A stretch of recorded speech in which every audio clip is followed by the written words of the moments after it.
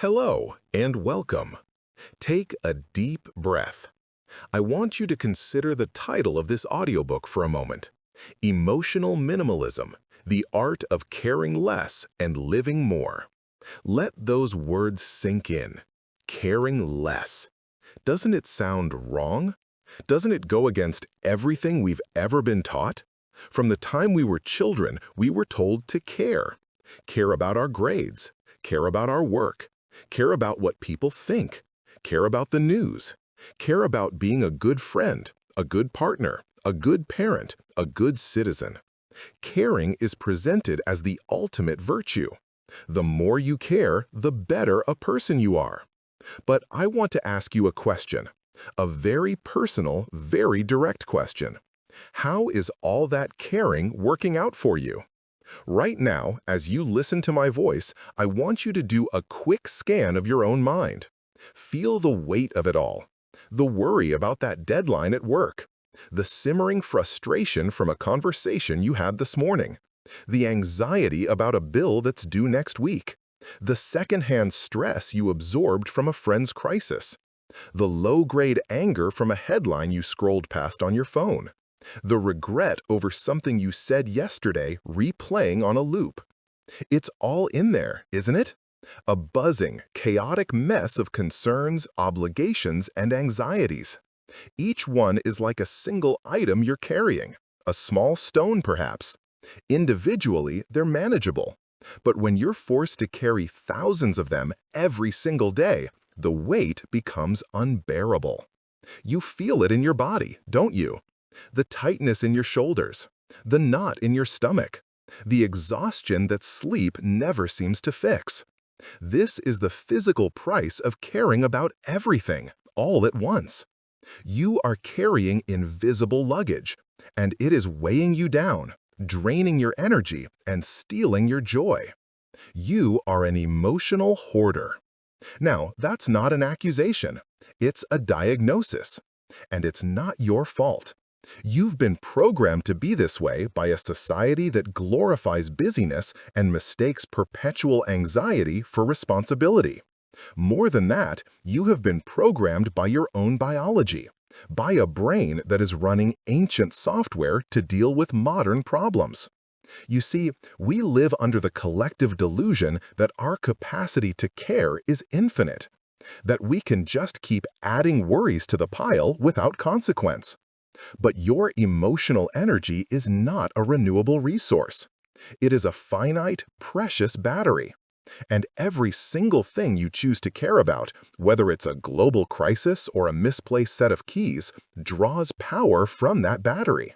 When you spend that power on everything, you have nothing left for what truly matters. That is the great paradox of our modern lives. In our noble attempt to care about everything, we end up with a life where we don't have the energy to truly invest in anything. Our focus is fractured, our minds are cluttered, and our lives feel heavy, complicated, and overwhelming. But what if there was another way? What if the secret to a richer, more meaningful, more vibrant life wasn't to care more, but to care less? Not with apathy or cruelty, but with precision, with intention, with surgical focus. What if you could learn to become a curator of your own attention, an architect of your own inner peace? That is the art of emotional minimalism, and that is the promise of this audiobook. It's not about becoming a cold, unfeeling person. It's about becoming a powerful one. It's about clearing out the emotional clutter so you have the space, the energy, and the clarity to focus on the things that genuinely deserve your heart and mind. It's about trading the exhausting burden of caring about everything for the profound freedom of caring about the right things. So, if you're tired of being weighed down, if you're ready to put down the invisible luggage and walk freely, then stay with me. The journey begins now. So, what is this emotional hoarding, really? Where does it come from? It feels like a modern problem, a side effect of our hyper-connected, information-saturated world. And in many ways, it is. But the roots of this condition are as old as humanity itself. The source of your anxiety isn't your smartphone or your boss. The source is a tiny, almond-shaped cluster of neurons deep inside your brain called the amygdala. Think of your amygdala as the smoke detector of your mind. It is the core of your brain's ancient primal security system. Its one and only job is to scan your environment for danger. It's not smart, it's not rational, it's incredibly fast and brutally effective. Its motto is simple: better safe than sorry. Imagine one of our distant ancestors walking on the savannah thousands of years ago. He hears a rustle in the tall grass. It could be the wind, or it could be a saber-toothed tiger. He doesn't have time to analyze the data, weigh the probabilities, and make a reasoned decision with his conscious mind. If he does that, he's lunch. Instead, his amygdala slams the panic button. In a fraction of a second, before his conscious brain even knows what's happening, it floods his system with a powerful cocktail of stress hormones, chief among them cortisol and adrenaline. His heart pounds, pumping blood to his muscles. His breathing becomes shallow and rapid, maximizing oxygen intake. His pupils dilate. His digestive system shuts down. Every ounce of his body's energy is instantly rerouted into a single purpose: fight or flee. This is the fight or flight response. It is a biological miracle of survival, and it worked perfectly for the world in which it was designed. Now, fast forward to today. You're sitting at your desk. An email from your boss lands in your inbox with the subject line, "We need to talk." What happens in your brain? Exactly the same thing. The amygdala, that ancient and overzealous security guard, doesn't know the difference between a predator in the grass and a poorly worded email. It can't distinguish between a physical threat to your life and a psychological threat to your ego, your job security, or your social standing. To the amygdala, a threat is a threat. And so, it slams the panic button. Danger! Instantly, cortisol floods your system.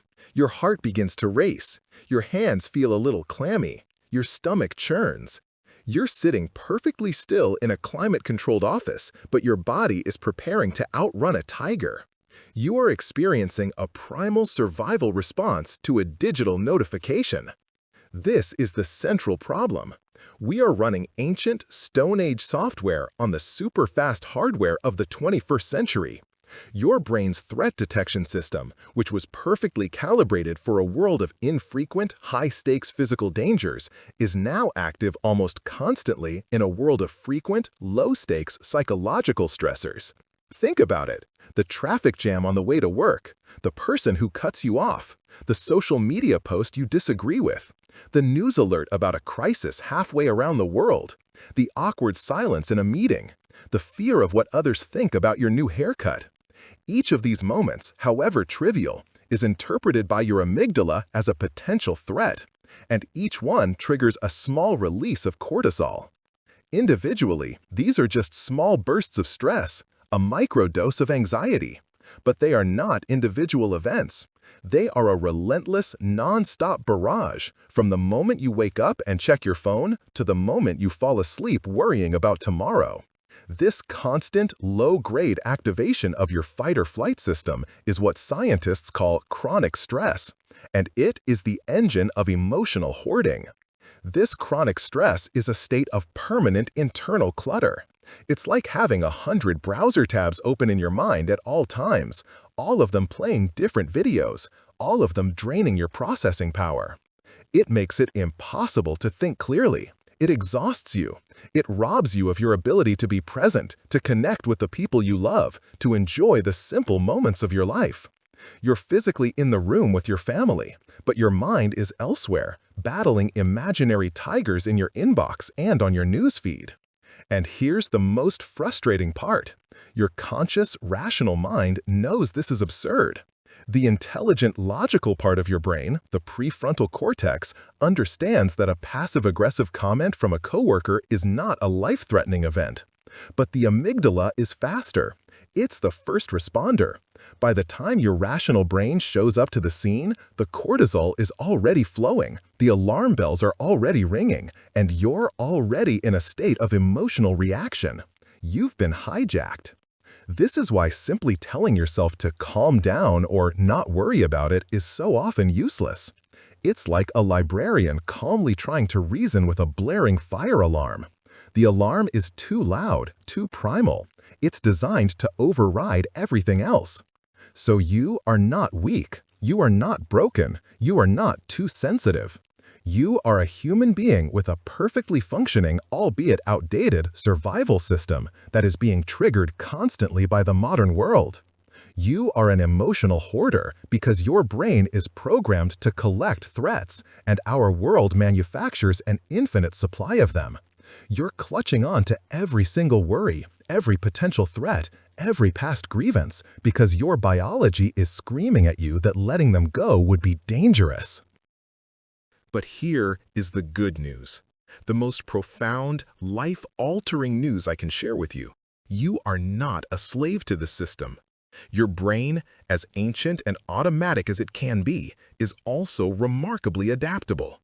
It can learn, it can change, it can be rewired. The very same mechanisms that create this prison of anxiety can be used to build a palace of peace. You don't have to be hijacked by your amygdala. You don't have to live your life in a state of low-grade cortisol-fueled panic. You can learn to take back control. You can teach your ancient brain new tricks. This is where emotional minimalism comes in. It is not some vague feel-good philosophy. It is a practical, evidence-based system for managing your own biology. It is the user's manual for your brain that you were never given. It is a set of tools and techniques designed to help you do three things. First, to identify the emotional clutter you've been hoarding. To finally see, with breathtaking clarity, all the useless, draining, and unnecessary worries you've been carrying around. Second, to understand the system. To learn how to work with your brain's natural tendencies instead of constantly fighting against them. You will learn to recognize the amygdala's alarm bell for what it is. An oversensitive, pre-programmed signal and not a command. And third, to declutter. To consciously and systematically choose what is worthy of your precious emotional energy and to let go of the rest. You will learn to create a space between a trigger and your reaction, a moment of pause where your rational mind can step in and choose a different path. This is not about suppressing your emotions. You cannot and should not do that. Emotions are data. They are signals. Emotional minimalism is about learning to read the signals correctly. It's about learning to distinguish the signal of a real fire from the signal of a piece of burnt toast. It's about turning down the volume on the constant, meaningless noise so that you can finally hear the music of your own life. This journey will require you to be honest with yourself. It will require you to be brave. It will challenge some of your most deeply held beliefs about what it means to be a good and responsible person. But the reward is nothing short of a revolution in your quality of life.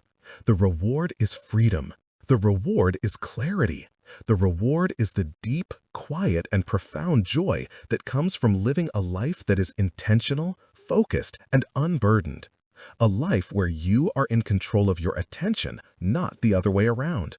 A life of more presence, more connection, more peace, precisely because you have mastered the art of caring less.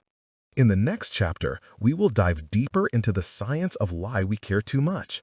We will explore the brain's built-in negativity bias, and I'll introduce a concept I call your emotional bandwidth, revealing exactly how it gets drained every single day. For now, I want you to sit with this idea. The idea that the weight you feel is not a permanent part of who you are. It is just baggage, and you can choose to put it down. Let me ask you something. Why does a forgotten appointment, a task left undone at the end of the day, feel so catastrophic in the quiet moments before you fall asleep? Why can a single negative comment from a stranger online ruin your entire afternoon, even when you've received a dozen compliments? Why does the thought of a difficult conversation you need to have next week hijack your focus today, making it impossible to concentrate on the present moment? These aren't character flaws. You're not being overly dramatic or too sensitive. The reason these seemingly small things can feel so monumentally overwhelming is because your brain is hardwired to make them feel that way. It is a feature, not a bug, of your ancient survival system. To truly begin the work of emotional minimalism, you have to understand the powerful biological forces at play inside your own skull. You have to understand the neuroscience of caring too much. The first concept we need to grasp is something neuroscientists call the negativity bias. Imagine for a moment that your brain is a garden. Every experience, every thought, every interaction is a seed. Positive experiences, a beautiful sunset, a kind word from a friend, the satisfaction of a job well done, are like delicate flower seeds. They need fertile soil, plenty of water, and lots of sunshine to take root and grow. Negative experiences, a criticism, a moment of embarrassment, a piece of bad news, are like weed seeds. They can grow anywhere, in concrete, in the dark. They require almost no encouragement at all. They are aggressive, resilient, and they can quickly choke out the flowers. This is the negativity bias in action. Your brain isn't neutral territory. It is incredibly fertile ground for the negative and a challenging environment for the positive. The psychologist Rick Hanson puts it perfectly. Your brain is like Velcro for bad experiences and Teflon for good ones. The bad stuff sticks, the good stuff slides right off. Why would our brains be designed this way? It seems like a cruel joke, a recipe for a life of anxiety and dissatisfaction. But like the amygdala's fight-or-flight response, the negativity bias is a masterpiece of evolutionary design. It's what kept our ancestors alive. Let's go back to that savanna. Imagine two of our early human ancestors. One has a highly developed positivity bias. He notices the beautiful shape of the clouds, the sweetness of the berries, the warmth of the sun on his skin. He's a happy guy. The other has a strong negativity bias. He's constantly scanning for threats. He notices the snake-like pattern of a vine on the ground. He hears the faint snap of a twig in the distance that could signal a predator. He remembers vividly the place where a member of his tribe was attacked last season and avoids it. Which one of these two is more likely to survive and pass on his genes? It's not the happy-go-lucky one. It's the worried one, the anxious one, the one whose brain prioritizes threat detection above all else. In the brutal calculus of survival, it's better to mistakenly assume a stick is a snake 100 times than to mistake a snake for a stick just once. Missing an opportunity for a pleasant experience was a missed meal. Missing a sign of danger was a death sentence. We are the direct descendants of the worriers. We have inherited their hypervigilant brains. The problem is, this life-saving feature in a world of physical threats becomes a life-ruining bug in a world of psychological ones. Your brain's Velcro is still working perfectly, but instead of catching information about predators, it's catching the tone of your boss's voice. It's catching the memory of that awkward thing you said at a party. It's catching your partner's momentary flash of irritation. These things stick to you, replaying in your mind, while the 100 small, positive moments of your day slide away, unnoticed and unremembered. This bias is the reason why you can have a fantastic day, but one minor setback in the evening is what you ruminate on as you lie in bed. It's why you can give a presentation that's 99% successful, but you obsess over the one slide where you stumbled over your words. Your brain is simply doing what it evolved to do: scan for, lock onto, and analyze threats. It's just applying that ancient directive to your modern life, turning everyday frustrations into 5-alarm fires. Now, this negativity bias works in a devastating partnership with the amygdala hijack we discussed in the last chapter. The bias ensures that you notice and remember the negative, and the amygdala ensures that you overreact to it. It's a 1-2 punch that knocks your rational mind right out of the ring. When the amygdala sounds the alarm, it doesn't just flood your body with cortisol. It performs a hostile takeover of your brain's resources. It effectively short-circuits the connection to your prefrontal cortex, the slow, logical, modern part of your brain responsible for reasoning, planning, and emotional regulation. Think of your prefrontal cortex as the wise, calm CEO of your mind, sitting in a corner office with a panoramic view. It can see the big picture. It can analyze complex data. It makes rational, long-term decisions. The amygdala is the frantic, panicking intern who bursts into the CEO's office screaming, "The building is on fire," every time the toaster sets off the smoke alarm. In that moment of panic, the CEO can't think. He can't analyze quarterly reports or plan a 5-year strategy. All of his attention is consumed by the intern's alarm. This state is what I call being emotionally flooded. Your rational mind is drowned out by the siren of your primal brain. In this state, you can't think clearly. You can't access your best self. You react, you don't respond. You say things you don't mean. You make impulsive decisions. You see threats everywhere, even where there are none. You have been hijacked. To put this all together in a simple, practical model, I want you to start thinking about your mental and emotional energy as your emotional bandwidth. Like the bandwidth of your internet connection, it is a finite resource. You only have so much of it each day. And every single mental process, every worry, every decision uses up some of that bandwidth. When your bandwidth is high, your connection to your best self is fast and clear. You feel patient, creative, resilient, and clear-headed. You can handle challenges. You can connect with others. Life flows. But when your bandwidth is low, the connection becomes slow and laggy. You become irritable, reactive, and foggy-headed. Small problems feel like huge crises. You have no patience. Your decision-making is poor. You feel overwhelmed by the simplest of tasks. This is the feeling of being emotionally and mentally exhausted. You've used up all your bandwidth. So, what uses up this precious resource? In our modern world, the drains on our bandwidth are everywhere. They are relentless. Think about your morning. You wake up and the very first thing you do is reach for your phone. You open a news app. Instantly, you download a dozen stories about political conflict, natural disasters, and economic uncertainty. Each story is a small packet of fear and anger. Bandwidth drained. You switch to social media. You see someone from high school posting about their perfect vacation, their perfect children, their perfect life. Your brain, with its ancient need to assess social status, engages in an unconscious comparison. A little ping of envy, of inadequacy. Bandwidth drained.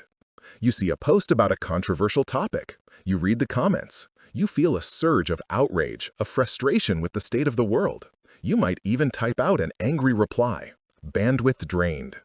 You get in your car to drive to work. Someone cuts you off in traffic. Your amygdala fires. Threat.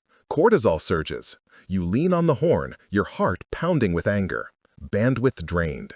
You get to work and that email from your boss is waiting. We need to talk. For the next 3 hours, even while you're trying to do other work, a background process is running in your mind, spinning out worst-case scenarios. What did I do wrong? Am I in trouble? Am I going to get fired? This constant low-grade worrying is one of the biggest bandwidth hogs there is. Bandwidth drained. A coworker comes to your desk to vent about their problems for 20 minutes. Because of your brain's mirror neurons, which allow you to feel empathy, you unconsciously absorb their stress and frustration. You take on their emotional baggage. Bandwidth drained. By the time you get home at the end of the day, your bandwidth is critically low. Your connection is sputtering. This is why, when your partner asks a simple question like, "What do you want for dinner?" it can feel like an impossible burden. You snap back, "I don't know, just figure it out." It's not that you're angry about dinner. It's that your system has no capacity left to make one more decision, to handle one more request. You have nothing left to give. This is the state in which most of us are living our lives. We are operating on a sliver of our potential bandwidth, wondering why we feel so tired, so irritable, so overwhelmed. We are trying to run the complex, beautiful software of our lives, our relationships, our creativity, our ambitions, on a dial-up connection. Emotional minimalism is the art of managing and protecting this bandwidth. It is about becoming a conscious consumer of your own attention. It is about recognizing which apps are running in the background of your mind and deliberately closing the ones that are not serving you. It is about unsubscribing from the endless streams of outrage and anxiety that are not yours to carry. The goal is not to have an empty mind or to stop feeling emotions. The goal is to have a clear mind, to free up your bandwidth from the useless static of trivial worries, secondhand stress, and manufactured outrage so that you can invest that precious energy into the things that truly matter. So that when your child wants to tell you about their day, you have the bandwidth to listen with your full presence. So that when a creative idea strikes, you have the mental space to explore it. So that when a true crisis arrives, you have a deep reserve of resilience to draw upon. To do this, you first have to become aware of the drain. You cannot change a system you do not understand. In the next chapter, we are going to do exactly that. We are going to conduct the first great decluttering. I will guide you through creating an emotional inventory, a simple but profoundly illuminating exercise that will show you in stark black and white exactly where all of your precious bandwidth is going. It might be uncomfortable. It might even be shocking to see it all laid out. But it is the essential first step, because only when you see the full extent of the clutter can you begin the joyful, liberating work of clearing it out. If your mind were a physical space, a room in your house, what would it look like right now? I'm serious. Take a moment and picture it. Is it a clean, orderly space with clear surfaces and everything in its proper place? A room where you can think, work, and rest with a sense of peace and clarity? Or is it something else? Is it more like a hoarder's garage, piled high with stuff you've accumulated over the years? In one corner, there's a stack of old grievances, gathering dust. In another, a mountain of hypothetical future problems spilling out of their boxes. The floor is littered with the opinions of others, borrowed anxieties, and half-finished mental projects you can't seem to throw away. There are so many things piled up that there's barely a path to walk through. It's chaotic, overwhelming, and just being in there makes you feel stressed and exhausted. For most of us, if we're being truly honest, our minds are far more like that cluttered garage than a serene, minimalist living room. We are all emotional hoarders. The problem is that unlike a physical room, we can't just close the door on our minds. We live there. We carry that clutter with us into every meeting, every conversation, every moment with our loved ones. So, how do we begin to clean it up? You can't declutter a room in the dark. The very first step is to turn on the light. You have to see the mess for what it is. You have to take a full, unflinching inventory of everything you've been storing in your precious mental space. This is the first practical step in our journey. Before you can learn to care less, you need to become radically aware of everything you are currently caring about. Today, we are going to conduct your first emotional inventory. We are going to shine a bright light into every corner of that cluttered room and create a list of what's actually there. To do this, we first need to learn how to spot the different kinds of clutter. While our worries can feel like a single monolithic mountain of stress, they're actually made up of distinct categories of junk. Learning to identify them is the first step in being able to sort and discard them. The first and most common type of emotional clutter is secondhand stress. This is the stress you absorb from other people. You are not the source, merely the container. Think of your best friend who is going through a messy breakup. They call you, distraught, and for an hour you listen, you empathize, you offer support. That is a beautiful, compassionate thing to do. But after you hang up the phone, do you let their anxiety go, or do you carry it with you for the rest of the day? Do you find yourself worrying about their future, feeling their anger, replaying their painful stories in your own mind? If so, you've just taken on secondhand stress. It's like a friend asking you to hold their heavy groceries for a minute while they tie their shoe. But instead of giving the bags back, you decide to carry them around for the rest of the week along with your own. It makes no sense, yet we do it all the time. Our brains, with their powerful mirror neurons, are designed for empathy. They feel what others feel. This is a superpower for social connection, but without conscious boundaries, it becomes a major source of clutter. You become a dumping ground for the anxieties of your friends, your family, your coworkers, and even complete strangers on the internet. The second type of clutter is hypothetical future worries. This is the endless stream of what-ifs that run through your mind. What if I mess up the presentation? What if I get sick? What if my kids don't make friends at their new school? What if this business idea fails? Your brain, in its noble attempt to protect you, is running simulations of every possible negative outcome. It thinks it's helping you prepare. But what it's actually doing is forcing you to experience the emotional pain of 1,000 tragedies that have not happened and in all likelihood never will. It's like paying interest on a debt you don't even owe.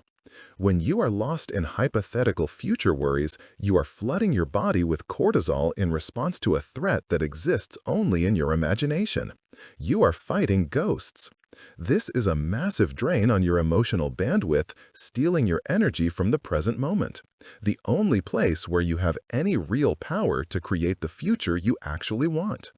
The third type of clutter is past ruminations. If hypothetical worries are about the future, ruminations are about being chained to the past. This is the mental habit of replaying old mistakes, old hurts, and old conversations over and over again. The could-haves, would-haves, and should-haves. You lie in bed at night mentally re-editing a conversation from 5 years ago. You cringe at the memory of an embarrassing moment from high school. You seethe with anger over a past betrayal. Every time you do this, you are not just remembering an event. You are re-experiencing it. Your brain doesn't draw a strong distinction between a real event and a vividly imagined one.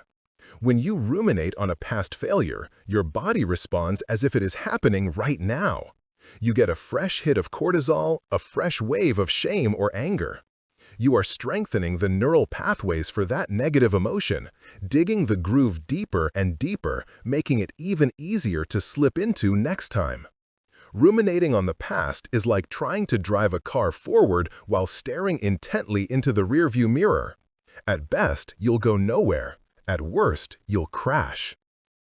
Finally, the fourth major type of clutter is the crushing weight of others' expectations. This is the constant low-grade anxiety about what other people think of you. Am I a good enough parent? Does my boss think I'm competent? Do my friends secretly dislike me? Do I look okay in this outfit? This drive for social approval is deeply wired into our DNA. For our ancestors, being cast out of the tribe was a literal death sentence. Fitting in was survival. Today, that survival instinct manifests as a crippling need for external validation. We find ourselves making decisions, big and small, not based on our own values and desires, but on a desperate attempt to manage the perceptions of others. We say yes when we mean no. We stay silent when we should speak up.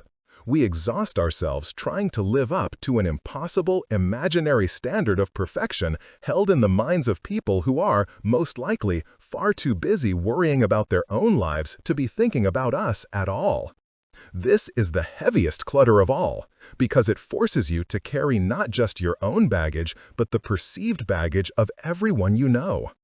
Secondhand stress, hypothetical futures, past ruminations, and the weight of expectations.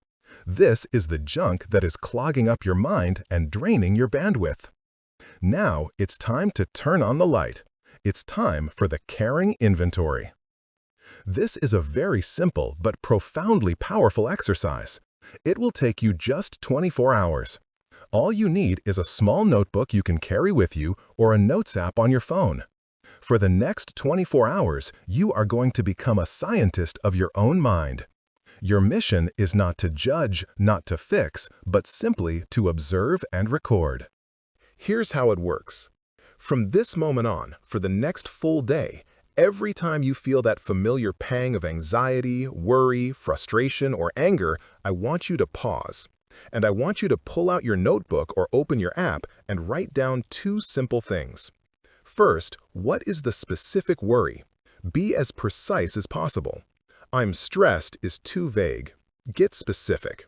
Is it, I am worried my boss was annoyed by my last email because she hasn't replied yet? Is it, I feel anxious about the political situation I just read about online? Is it, I am frustrated that my partner left dishes in the sink again? Or maybe, I'm replaying that awkward thing I said in the meeting this morning. Write it down, a single sentence. Second, underneath that sentence, I want you to answer a simple, direct question. Is this within my direct and immediate control? Just a simple yes or no. Don't overthink it. Can you, right now, with your own actions, solve or change this specific thing? Replying to an email is in your control. The economy is not. Apologizing for something you said is in your control. Forcing someone to accept your apology is not. Your own actions are in your control. The thoughts and feelings of other people are not. Be brutally honest with yourself. That's it. That's the entire exercise. For 24 hours, you log the worry and you answer the control question. Now, a few important ground rules for this to work. You must be completely honest and non-judgmental. This is a private investigation. No one else needs to see this list.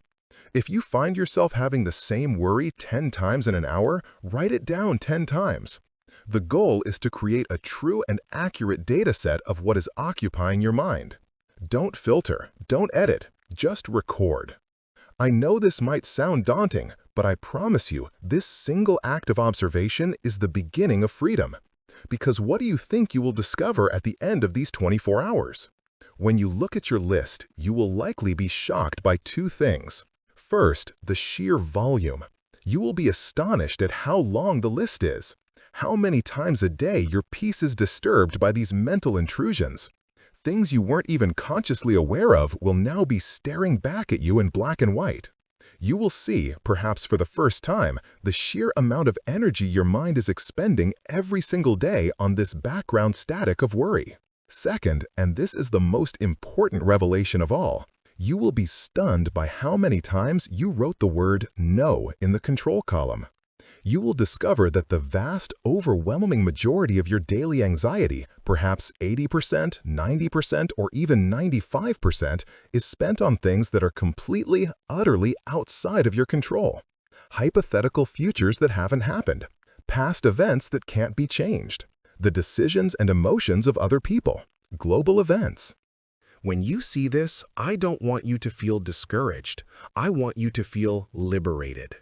This list is not a record of your failures. It is a map that shows you exactly where your precious life force, your emotional bandwidth, has been leaking away.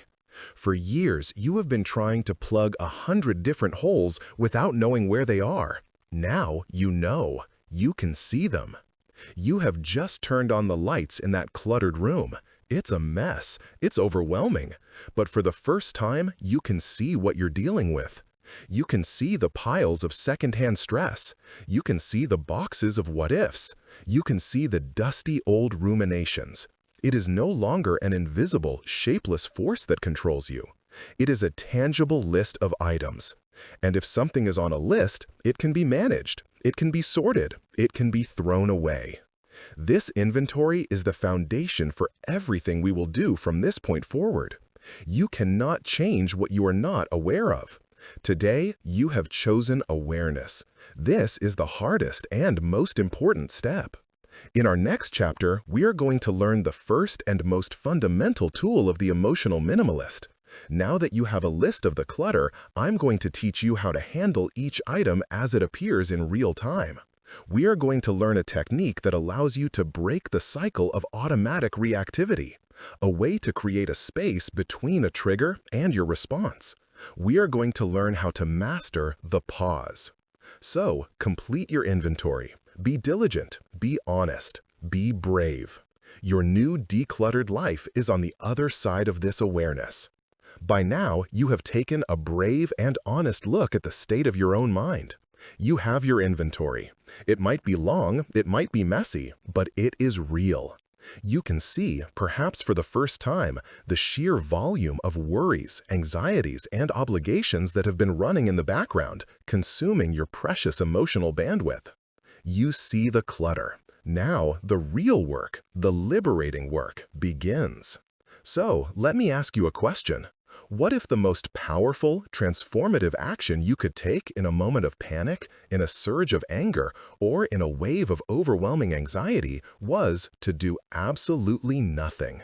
What if the secret to taking back control of your life wasn't to act faster, think harder, or push through, but to simply stop, to pause?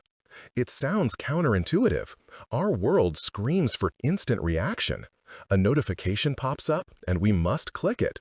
An email arrives, and we must respond. Someone provokes us, and we must retaliate.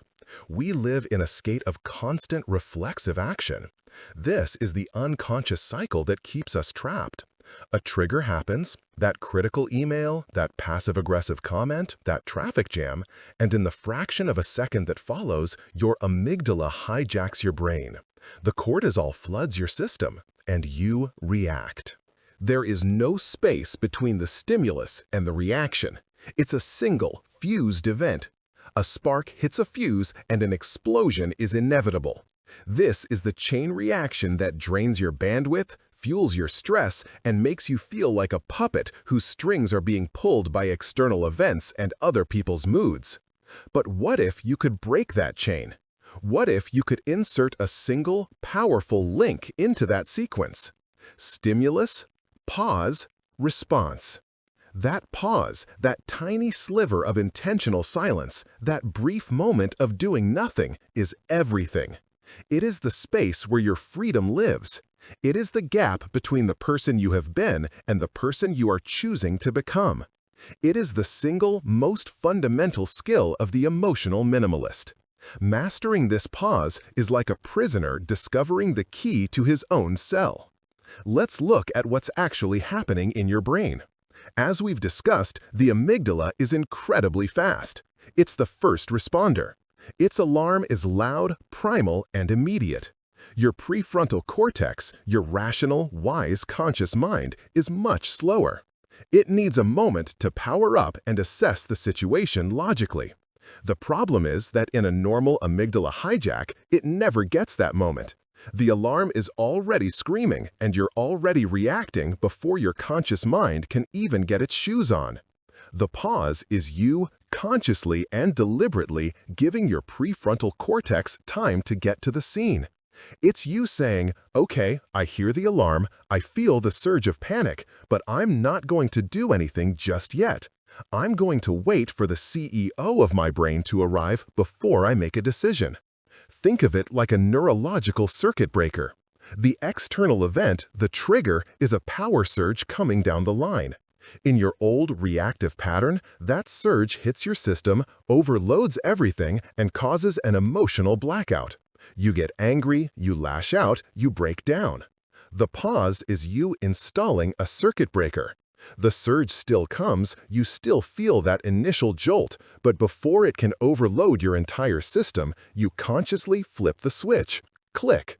You stop the surge in its tracks. You give the system a moment to stabilize. And then, from a place of calm and clarity, you can choose how to respond. This isn't just a metaphor, it's a biological reality. By creating a moment of deliberate stillness, you interrupt the feedback loop that creates a full-blown stress response. You stop the physical sensations of panic, the shallow breathing, the racing heart, from sending more danger signals back to your amygdala, which would in turn release even more cortisol. You break the cycle. So how do we do this? How do we build this circuit breaker into our minds? It starts with a tool that is always with you, that is free, and that is more powerful than you can possibly imagine. It starts with your breath. I'm going to teach you a technique I call the 3-second breath. It's so simple you can practice it right now as you're listening to me. You can use it in a board meeting, in a line at the grocery store, or in the middle of a heated argument, and no one will even know you're doing it. Here's how it works. The moment you feel that familiar internal lurch, the first sign of anger, anxiety, or overwhelm, that's your cue. First, I want you to inhale quietly through your nose for a count of 3. 1, 2, 3. Feel your belly expand. Second, just hold it at the top for a single count. 1. Third, and this is the most important part, I want you to exhale slowly and quietly through your mouth or nose for a count of 4 or 5. Make your exhale noticeably longer than your inhale. 1, 2, 3, 4. That's it. That's the entire technique. Inhale, 1, 2, 3. Hold, 1. Exhale, 1, 2, 3, 4. Why is this so powerful? It feels almost insultingly simple, but what you are doing is performing a manual override on your own nervous system. A short, shallow breath is the signature of the fight or flight response. A long, slow exhale, on the other hand, is the body's universal signal for safety. A long exhale stimulates a massive nerve that runs through your body called the vagus nerve. Think of the vagus nerve as the main cable for your body's calming system, the parasympathetic nervous system. When you deliberately slow down your exhale, you are sending a direct physical signal up that cable to your brain that says, "Emergency over. We are safe. You can stand down." This signal is more powerful than your thoughts. It speaks to your brain in its own primal language. It begins to counteract the cortisol. It slows your heart rate. It gives your prefrontal cortex the precious seconds it needs to come back online. You are using your own body to tame your own brain. The 3-second breath is your emergency brake. It's your circuit breaker. It is the foundation of the pause. Anytime you look at your emotional inventory and see one of those familiar worries starting to bubble up, you now have a first move. You don't have to get swept away. You can stop and breathe. Now, once you've created that space with your breath, you can deploy a second tool. This one is cognitive. It's a simple question designed to help you sort through the clutter, especially the clutter of secondhand stress. It's called the "Is this mine?" filter. You're on the phone with a friend who is panicking about their job. You're listening and you can feel their anxiety starting to creep into your own body. Your chest tightens, your stomach churns. The old you would have simply absorbed it all, becoming a sponge for their distress. You'd hang up the phone feeling just as anxious as they are, your own bandwidth completely drained by their crisis. The new you does something different. As you listen, you use the 3-second breath to keep yourself centered. And then you silently ask yourself the question, is this feeling mine? Did I wake up this morning feeling anxious about my friend's job? No. Is this my crisis to solve? No. Am I carrying someone else's emotional luggage right now? Yes. This simple question is incredibly powerful. It doesn't mean you lack empathy. You can still be a compassionate, supportive friend. You can listen, you can offer advice if it's asked for, but you are drawing a clear boundary. You are recognizing that their feelings belong to them, not to you. By asking, "Is this mine?" you engage your prefrontal cortex, forcing it to perform a logical act of sorting. This act alone prevents the emotion from being absorbed into your own system. It breaks the spell of emotional contagion. You can apply this filter to everything. You read an outrageous headline online and feel a surge of anger. Pause. Breathe.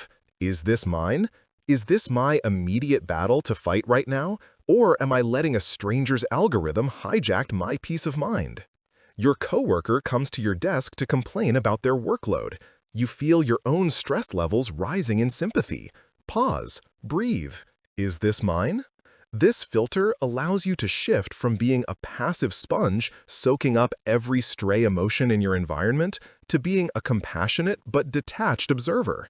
You can see and acknowledge the emotion in others without taking it on as your own. It protects your bandwidth with a fierce and elegant precision. Let's walk through a real-world scenario. You get home from a long day. Your emotional bandwidth is already low. You walk in and your partner makes a slightly critical comment about the house being messy. The old you, the one without the pause, would be instantly hijacked. The comment is the trigger, the amygdala fires, you feel a flash of anger and defensiveness. You snap back. "Well, I've been working all day. What have you been doing?" And just like that, you're in an argument. The next hour is filled with tension and resentment. Your evening is ruined. Your bandwidth is gone. Now, let's replay that with your new minimalist toolkit. The trigger is the same, the critical comment. You feel that same initial flash of anger rise in your chest, but this time, that feeling is your cue. First, you pause. Before a single word comes out of your mouth, you take one silent 3-second breath. Inhale. Exhale. You just flipped the circuit breaker. Now, in that 1 or 2-second gap you've created, you apply the filter. You ask, is this mine? Okay, the initial sting of the criticism, that's mine. I feel hurt. But the stress and frustration that's behind their comment, is that mine? They've also had a long day. Their comment is likely not about me, but about their own exhaustion. In that moment, everything changes. Your prefrontal cortex is back online. You are no longer reacting to a perceived threat, you are responding to another human being.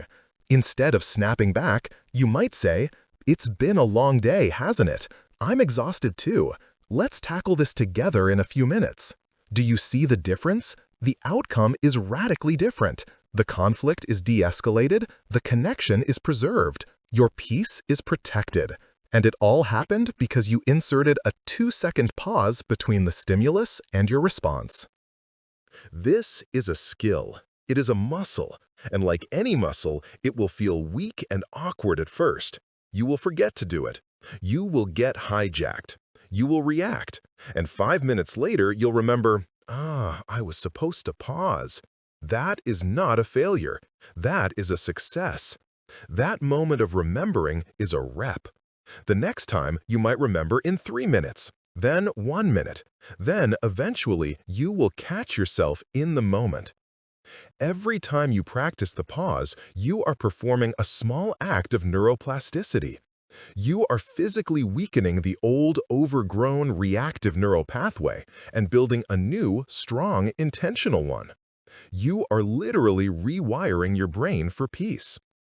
The pause is your point of power. It is where you stop being a victim of your own biology and become its conscious collaborator. It is the simple, profound art of doing nothing, and in that nothingness, changing everything. In the next chapter, we will take this powerful principle of intentional choice and apply it to one of the most significant sources of emotional clutter in our lives, the people we surround ourselves with. We are going to explore the art of social minimalism. Let me ask you a question, and I want you to answer it with radical honesty. Think about the 5 people you spend the most time with: your partner, your best friend, your family members, your closest colleagues. After you interact with them, how do you feel? Do you walk away feeling energized, inspired, and seen? Do you feel lighter, clearer, and more like yourself? Or do you walk away feeling drained? Do you feel heavier, foggier, more anxious, or more irritable than you did before the conversation started? Are the people in your life charging your battery, or are they plugging their own devices into your port and draining it dry? This is not a trivial question. It may be one of the most important questions you can ever ask yourself about the quality of your life. In our journey of emotional minimalism, we have looked inward. We've audited our own thoughts and learned to master the pause. Now we must turn our attention outward to the single greatest influence on our internal state, the people we allow into our lives. You cannot maintain a decluttered mind if you live in a cluttered social environment. Caring less and living more requires you to become a conscious curator of your connections. This is the art of social minimalism. To understand why this is so critical, we need to look at another fascinating feature of your brain's design. Deep within your neural architecture, you have a set of specialized cells called mirror neurons. You can think of mirror neurons as your brain's Wi-Fi system. They are constantly and unconsciously scanning the people around you and mirroring their experiences inside your own mind. When you see someone smile, your mirror neurons fire in the same pattern as if you were smiling, and you feel a flicker of their joy. When you see someone in pain, your mirror neurons simulate that pain in your own brain. allowing you to feel empathy. When you watch an athlete perform an incredible feat, your own motor cortex lights up as if you were performing the action yourself. This neural Wi-Fi is the biological basis for human connection, for empathy, for learning, for culture itself. It is a miracle of evolution. But like any powerful technology, it has a downside.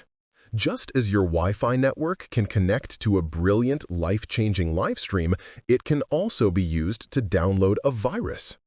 This phenomenon is called emotional contagion. You are biologically wired to catch the feelings of other people, just as you would catch a common cold. And just like a cold, you often don't realize you've been infected until you're already feeling the symptoms. Have you ever walked into a room where two people have just had an argument? You can feel the tension in the air, can't you? You don't know what happened, but your own body tenses up. That's emotional contagion. Have you ever been in a fantastic mood and then spent 10 minutes with a deeply cynical and negative person, only to walk away feeling pessimistic and gloomy? That's emotional contagion. Your brain, without your conscious permission, is constantly downloading the emotional data of the people in your immediate vicinity. This is why spending time with a calm, positive person can make you feel calm and positive. And why spending time with a frantic, anxious person can leave you feeling frantic and anxious. You are absorbing their stress, their negativity, and their drama directly into your own nervous system. This brings us to a crucial concept in social minimalism. We need to start categorizing our relationships not by their label, friend, family, coworker, but by their energetic effect on us. Some people in your life are chargers. These are the people who, through their positivity, their support, their good humor, or their calm presence, actually replenish your emotional bandwidth. You feel better after being with them. But other people are drains, or what I call emotional vampires. These are people who, consciously or unconsciously, feed on your attention and energy, leaving you depleted. Now, the term vampire sounds harsh, but it's not always malicious. Most emotional drains don't even know they're doing it. They are often just people who are trapped in their own cycles of drama and negativity, and they use your energy to regulate their own unstable emotions. There are a few classic types of emotional vampires. See if you recognize any of them. First, there is the victim. For the victim, life is a constant series of unfair events and crises. Nothing is ever their fault. The world, their boss, their ex, the universe, it's all conspiring against them. They come to you not for solutions, but for a boundless supply of sympathy. They want you to co-sign their story of powerlessness. You listen, you offer advice, but nothing ever changes because they are not interested in change. They are interested in having their narrative validated. You walk away feeling exhausted and heavy, your own sense of agency diminished by their performance of helplessness. Second, there is the narcissist. This conversation is all about them. They will talk endlessly about their accomplishments, their problems, their opinions. They rarely ask you a question about your life, and if they do, it's usually just a segue to bring the conversation back to themselves. Your role in the relationship is to be an audience, a mirror reflecting their own importance. You walk away feeling invisible and unheard, your own experiences and feelings completely invalidated. Third, there is the drama magnet. This person's life is a whirlwind of conflict, chaos, and intensity. They seem to thrive on crisis. If there isn't one, they will create one. They speak in terms of outrage, betrayal, and emergency. They pull you into their latest feud, their latest disaster, expecting you to take sides and share their heightened emotional state. Spending time with them is like being in a constant state of alert. You walk away feeling agitated and on edge, your nervous system completely overstimulated by their manufactured emergencies. Interacting with these emotional vampires is one of the single biggest drains on your emotional bandwidth. It's like trying to fill up your bathtub with the drain wide open. No matter how much self-care you practice, no matter how much you meditate or exercise, if you are consistently allowing your energy to be siphoned off by others, you will always feel depleted. So, what do we do? Social minimalism is not about ruthlessly cutting people out of your life. Sometimes these drains are family members or colleagues we cannot simply avoid. Instead, it is about the intentional and strategic management of your energy through the use of healthy boundaries. A boundary is not a wall you build to keep people out. It is a gate you install where you get to decide who and what comes into your precious inner space. It is not an act of aggression, it is an act of profound self-respect. It's you saying, I value my own peace and energy, and I will protect it. So, what do we do? Social minimalism is about caring less so you can live more. It's about saving your best energy for the people and projects that truly deserve it. When your bandwidth is constantly drained by others, you have nothing left for the people you love most. Protecting your energy is not selfish. It is the most generous thing you can do for the people who are your true priorities. So, let's get practical. Here are some simple, clear, and kind ways to set boundaries. First is the time boundary. Emotional vampires often have no concept of time. They will call you and talk for an hour, oblivious to your own needs. The time boundary is about taking control of the clock. When that person calls, or when you agree to meet, you set the expectation up front. You can say, "It's so good to hear from you. I've only got about 15 minutes before my next call, but I'm all ears." By doing this, you've created a container for the conversation. You can still be present and supportive, but you've also given yourself a graceful pre-planned exit. You are in control of the interaction. Second is the topic boundary. This is for the friend who constantly wants to vent about the same problem over and over, or the coworker who thrives on negative gossip. When they bring up the draining topic, you can gently redirect. You might say, "I know that's really frustrating for you, and I've heard how tough it is. To be honest, I'm trying to focus on more positive things for my own mental health right now. Did you see that new movie that came out?" Or with the office gossip, you can simply say, "I'm really trying to stay out of office politics. Let's talk about the project instead." You are not judging them. You are simply stating your own need and changing the channel. You are refusing to let their negativity become your own. Third is the emotional boundary. This is an internal boundary, using the "is this mine's" filter we learned in the last chapter. When you are with a highly anxious or angry person and you feel yourself starting to absorb their state, you must consciously create distance in your own mind. Use your 3-second breath. Remind yourself, this is their emotion, not mine. I can be here for them without taking this on. Their anxiety is a wave. I can let it wash past me without getting swept away. This internal act of separation is incredibly powerful.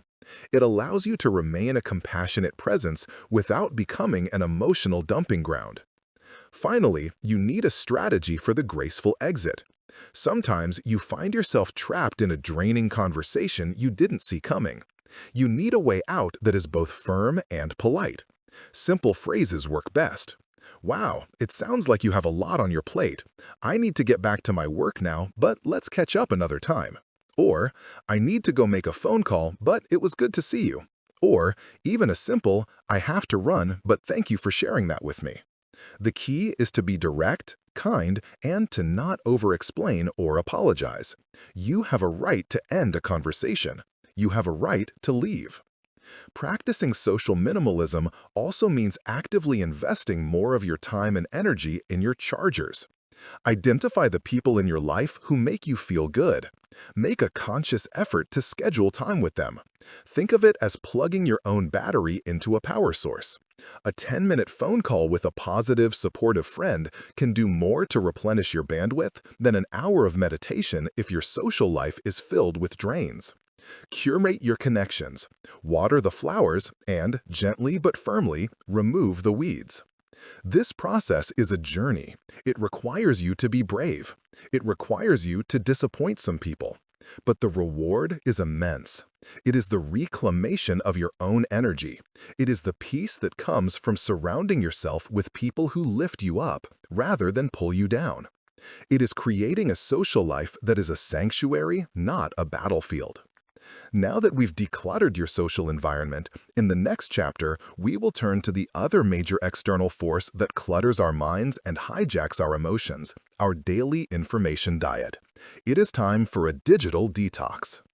Let's talk about the device that is probably within 3 feet of you right now. The small, glowing rectangle you carry everywhere, your smartphone. I want you to be honest with yourself for a moment.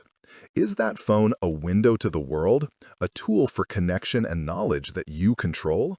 Or has it become something else? Has it become a fire hose of anxiety, outrage, and comparison aimed directly at your brain, blasting you 24 hours a day with an endless stream of information you never asked for and that leaves you feeling drained and distracted? In our quest to declutter our minds, we have looked inward at our thoughts and outward at our social circles, but we now have to confront the single most powerful and pervasive source of emotional clutter in the modern world, our information diet. You cannot achieve a state of emotional minimalism if you are mainlining emotional chaos directly from your screen every single day. Just as you cannot expect to have a healthy body if you live exclusively on a diet of sugar, salt, and fat, you cannot expect to have a healthy mind if you feed it a constant diet of junk information. Most of us are suffering from a severe case of mental and emotional malnutrition, and we don't even realize it. To understand how we got here, you have to understand a fundamental truth. The news feeds, the social media apps, and the websites you visit are not neutral. They are not benign platforms designed for your well-being. They are businesses, and their business model is based on one thing and one thing only: capturing and holding your attention. You are not the customer. You are the product. Your attention is what is being sold to advertisers. And what is the most effective, scientifically proven way to capture human attention? It is to trigger the oldest, most powerful part of the brain, the amygdala. It's to activate your ancient survival software. The brilliant, highly paid engineers who design these platforms know your brain's vulnerabilities better than you do. They know all about your negativity bias, your brain's built-in Velcro for bad news. They know that fear and outrage are the most potent emotional triggers for engagement. A story about a community garden getting a new grant might be nice, but a story about a political scandal, a looming crisis, or a local crime will get 10 times the clicks, comments, and shares. So what do the algorithms serve you? They serve you the outrage. They serve you the fear. They push the most divisive, emotionally charged, and anxiety-inducing content to the top of your feed because it is guaranteed to hijack your attention. It is a fire hose aimed at your amygdala. Social media platforms add another insidious layer to this.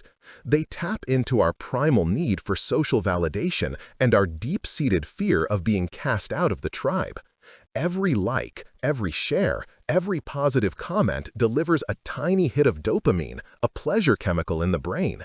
It's a reward system that works just like a slot machine, keeping you pulling the lever, refreshing the feed over and over again, hoping for another little reward. At the same time, it exploits our tendency for social comparison. You scroll through a curated highlight reel of everyone else's life, their perfect vacations, their promotions, their beautiful families, and your brain, with its ancient software for assessing social hierarchy, runs a constant, painful comparison against your own messy, uncurated reality. This triggers feelings of envy, inadequacy, and a gnawing sense of being left behind, a modern echo of the primal fear of being left out of the hunt. The result of all this is a state of chronic digital-induced stress. Every scroll is a microdose of cortisol. Every notification is an interruption that shatters your focus and drains your bandwidth. You are living in a state of continuous partial attention. Your mind constantly flitting from an email to a text message to a news alert to a social media post, never settling anywhere long enough to think deeply or feel peacefully. You finish a 30-minute scrolling session and you feel how? Do you feel rested, enlightened, connected? Or do you feel vaguely anxious, a little irritable, and strangely empty? You've just consumed the mental equivalent of an entire bag of greasy chips. It was momentarily stimulating, but it left you feeling worse than before, with no real nourishment to show for it. This is not your fault. You are up against a multi-trillion-dollar industry that is designed to do exactly this to you. But you are not powerless. You can take back control. You can shift from being a passive, unconscious consumer of information to an active, intentional one. You can put yourself on an information diet that nourishes your mind instead of poisoning it. This is the practice of an information detox. Like any good health plan, it starts with an honest assessment. Similar to the caring inventory, the first step is to conduct a digital intake audit. For just one day, be a mindful observer of your digital habits. You can make a simple log in a notebook. Every time you pick up your phone to scroll, make a note. What app did you open? How long were you on it? And most importantly, after you put the phone down, how did you feel on a scale of 1 to 10, with 1 being anxious and drained, and 10 being calm and energized? This simple act of tracking will be a revelation. You will be shocked at how many times you reflexively check your phone without any conscious intention. And you will see a clear, undeniable correlation between certain apps or websites and a subsequent drop in your mental well-being. This awareness is the foundation for change. Once you have your data, it's time to create your intentional information diet. This is not about becoming an ignorant hermit. It's about becoming a discerning connoisseur. It involves 3 key steps. First, you must curate your feeds. Think of your social media feeds and news alerts as your digital home. Right now, it's probably cluttered with things that make you feel bad. It's time to declutter. Go through every single account you follow on social media, every email newsletter you're subscribed to, every news alert you have enabled. For each one, ask a simple question. Does this consistently make me feel better or worse? Be ruthless. That celebrity whose perfect life makes you feel inadequate? Mute or unfollow. That political commentator who leaves you seething with rage? Unfollow. That news site whose headlines always send a jolt of anxiety through you? Unsubscribe. Muting and unfollowing is not an act of ignorance. It's an act of profound self-care. You are the gatekeeper of your own mind. You have the absolute right to deny entry to anything that pollutes your inner peace. Weed your digital garden so the things that actually nourish you have room to grow. The second step is to schedule your consumption. The constant all-day snacking on information is what keeps your nervous system in a state of high alert. The solution is to create designated meal times.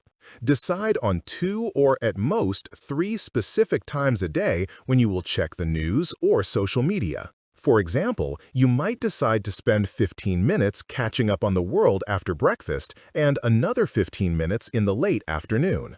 The rest of the day, those apps are off limits. I highly recommend removing the icons from your phone's home screen so you have to consciously search for them. Turn off all non-essential notifications. Every buzz, every ping is a thief of your attention. This practice of information batching contains the anxiety. It stops the constant interruptions. It creates vast, uninterrupted stretches of time where you can actually focus, think, and live your own life rather than reacting to the digital lives of others. The third step is to actively upgrade your sources. Instead of getting your news from a reactive, outrage-driven social media feed, switch to more nutrient-dense sources. This could mean subscribing to a weekly news magazine that offers thoughtful summaries rather than minute-by-minute updates. It could mean listening to a long-form interview podcast where topics are explored with nuance and depth. It might mean swapping your nightly news scroll for reading a chapter of a book. The goal is to move from hot, reactive information that triggers your amygdala to cool, thoughtful information that engages your prefrontal cortex. Now, to truly solidify your new healthy information diet, there are two advanced techniques I want you to implement. The first is the digital sundown. This is a non-negotiable rule for protecting your mental health. You must establish a firm cutoff time for all screens at least 1 hour and ideally 2 hours before you go to sleep. The blue light from your phone or tablet disrupts your brain's production of melatonin, the hormone that regulates sleep. But just as importantly, consuming emotionally charged information right before you close your eyes is a recipe for disaster. You are priming your brain for anxiety. You lie in bed, your mind racing with the worries of the world, replaying the arguments from the comments section. You are marinating in cortisol when your body needs to be winding down. Your digital sundown is a sacred time for your nervous system to recover and reboot. Replace that last hour of scrolling with something analog and calming. Read a physical book, listen to relaxing music, talk with your partner, stretch. Prepare your mind for rest so you can wake up with your emotional bandwidth replenished, not already depleted from a night of anxious, restless sleep. The second technique is a powerful tool from cognitive behavioral therapy. It's called scheduling your worry time. I know it sounds strange, but hear me out. For those big global anxieties that you can't just unfollow, concerns about the climate, the economy, political instability, you are going to give them a formal appointment. Choose a specific 10 or 15-minute slot in your day, perhaps at 4:30, that is your designated worry time. When a worry about a news story pops into your head at 10 a.m., you are not going to follow it down the rabbit hole. You will acknowledge it and tell yourself, "Thank you for the reminder, brain. I will give that my full attention at my 4:30 appointment." Then you gently return your focus to the present task. When 4:30 arrives, you sit down and you actively worry. You think about the problem, you read an article about it, you feel the anxiety. But when the 15 minutes are up, you stop. You get up and move on with your evening. What this does is contain the anxiety. It honors your brain's need to process threats, but it does so on your terms, on your schedule. It stops these big, uncontrollable worries from colonizing your entire day. You are the one in charge, not the fleeting anxieties triggered by a headline. Implementing this information detox is one of the most liberating things you will ever do. It will feel strange at first. You will feel the pull of your old habits. But within a week, you will notice a profound shift. You will feel calmer. You will find you have more time and mental energy than you thought possible. Your ability to focus on your work, your family, and your own life will skyrocket. You are reclaiming your most precious resource, your attention. You are taking it back from the algorithms and the outrage merchants and investing it where it truly matters. You are clearing out the loudest, most chaotic noise from your mind, creating the quiet space necessary for the next deeper layer of our work, decluttering the baggage from your own past. Let me ask you a question about your past. What if it isn't a life sentence? What if it's not a concrete block chained to your ankle, dragging you down forever? What if, instead, your past is a library? A vast, sprawling library that contains the complete story of you. On its shelves are millions of volumes. There are beautiful books bound in leather, filled with your greatest joys, triumphs, and moments of profound love. There are slim paperbacks detailing quiet, happy afternoons. And then there are the other books, the ones with dark, heavy covers. The books of your regrets, your failures, the stories of betrayals and heartbreaks, the ones that detail every time you were hurt and every time you hurt someone else. The library is your life. You can't remove any of the books. Every single one of them is a permanent part of the collection. But here is the truth that can change everything. You are the librarian. You get to choose which books you pull from the shelves and read each day. So, which books are you reading? If you are like most people, you spend an enormous amount of time walking past all those beautiful volumes of joy and success, making a beeline for that dusty, dark corner of the library. You pull out the same painful book, that one mistake from 10 years ago, that one person who wronged you, that one moment of embarrassment. And you read it again and again. You have the entire text memorized, yet you keep reading it, hoping for a different ending that will never come. You cannot have a minimalist mind if it is cluttered with the ghosts of your past. You cannot walk freely into your future if you are constantly and voluntarily shackling yourself to yesterday. In our journey to declutter, we have cleared out the anxieties of the future and the distractions of the present. Now, we must turn to the heaviest baggage of all, the unresolved clutter of your past. This is the art of rewiring your history and discarding the baggage for good. When you ruminate on a past grievance, a betrayal from a friend, an injustice at work, what is actually happening in your body? You think you are just remembering, but your brain and your nervous system do not make a strong distinction between a real, present-tense threat and a vividly imagined or remembered one. When you replay that memory in your mind, your amygdala fires. It sounds the alarm just as if the event were happening right now. Your body is flooded with the same toxic cocktail of stress hormones, cortisol and adrenaline. Your heart rate increases, your muscles tense. You are, in a very real, biological sense, re-traumatizing yourself. You are forcing your body to relive the pain over and over again. Holding on to a grudge or a regret is not a passive state. It is an active process of self-harm. It's like picking at a scab, preventing a wound from ever healing, ensuring it remains fresh and painful forever. And it consumes an unbelievable amount of your emotional bandwidth. The energy you spend fueling old angers and nursing old hurts is energy that you cannot invest in your life today. It is a tax you pay to your past, and the interest rates are brutal. For a long time, it was believed that the brain, after a certain age, was largely fixed, that the patterns and habits we developed were set in stone, that who you were was who you were. But the last few decades of neuroscience have revealed one of the most hopeful and empowering truths about being human. This is completely false. Your brain is not a static object. It is a dynamic, living, and constantly changing system.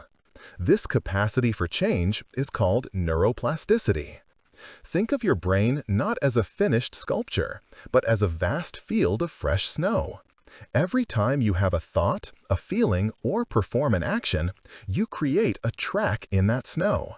The first time you think a thought, for example, "That person was wrong to do that to me," it's like taking a single step, creating a shallow footprint. If you only have that thought once, the winds of time will soon smooth the snow over and the track will disappear. But what happens when you have that thought again and again, every day for 10 years? You are no longer making a single footprint.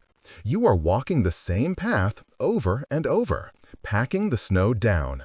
First, it becomes a trail, then a well-worn path. Eventually, you've carved a deep, wide groove into the landscape of your brain. It becomes your default path. The moment anything reminds you of that person or event, your thoughts automatically and effortlessly slide into that familiar, angry groove. It requires no conscious effort. You have built a superhighway for that specific grudge. This is how our emotional habits are formed. They are just neural pathways that we have strengthened through repetition. But here is the miracle of neuroplasticity. The field of snow never freezes. You can always choose to walk a new path. At first, it will be difficult. You will be wading through deep, untouched snow. It will require conscious effort and intention. The pull to slide back into the old, easy groove will be immense. But if you keep choosing the new path, a thought of acceptance, a feeling of peace, an act of letting go, you will begin to pack down the snow. You will create a new trail. And as you continue to walk this new path, it will become wider and easier, while the old, overgrown path of your grudge, through sheer neglect, begins to fade away. You are not a victim of your brain's old wiring. You are its active architect. You can physically change the structure of your brain through the power of your own focused attention. This is your biological superpower, and with it, you can learn to discard the baggage of your past. The first tool for this is one of the most misunderstood and powerful concepts for human freedom. Now, when I say forgiveness, I want you to erase everything you think that word means. Forgiveness is not about condoning what someone did. It is not about saying it was okay. It is not about reconciliation. It is not about letting the other person off the hook. Forgiveness has almost nothing to do with the other person. Forgiveness is a radical and sometimes ruthless act of self-preservation. Holding a grudge is like drinking a cup of poison and waiting for the other person to die. It is like holding a burning coal in your hand with the intent of throwing it at someone, but you are the only one getting burned. The other person is likely out there living their life, not thinking about you at all, while you are here today poisoning your own system and burning your own hand. Forgiveness is the decision to drink the antidote. Forgiveness is the act of dropping the coal. It is a gift you give to yourself. It is you, the librarian, deciding to finally put that dark, painful book back on the shelf. Not because the story wasn't terrible, but because you are tired of reading it. You are choosing to liberate yourself from the prison of your own resentment. You are canceling a debt, not for their sake, but because the weight of carrying that debt is crushing you. So how do you do it? Forgiveness is not a single event. It is a process.